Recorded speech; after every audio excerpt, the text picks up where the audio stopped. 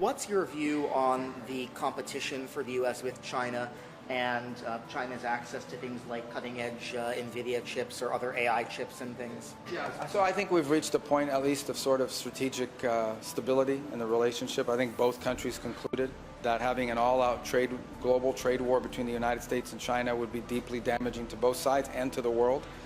There remain issues of disagreement. There remain issues that we know in the long term are going to have to be confronted and could be irritants in our relationship. We've not been bashful in saying that we don't think we don't think it's sustainable to live in a world where we depend on some country for 90% of anything, whether it's supply chains or critical minerals or the like, pharmaceuticals and the like.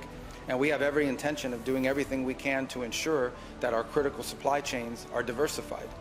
And that will continue to be a point of contention, I imagine, but that's something that's critical to our national security and that we've been working on and will continue to work on. I also think that from a responsibility standpoint, the two largest economies in the world who both possess nuclear arsenals have to be able to talk, have to be able to communicate, and have to be able to interact. It would be reckless and irresponsible for the United States and China not to have meetings, not to have conversations, and not to have opportunities for our leaders to interact with one another.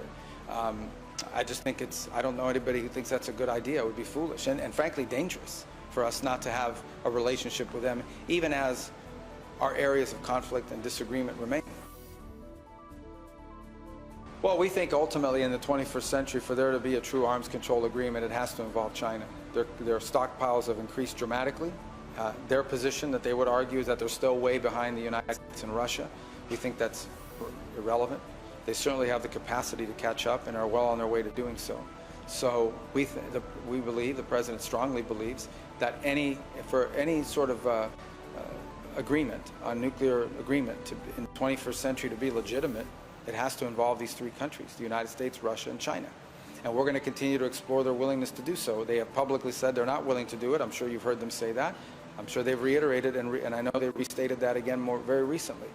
But we'll continue to press on it because we think it would be good for the world if we could reach such an agreement. The President would be in favor of that if we could do it, but it has to be all three countries.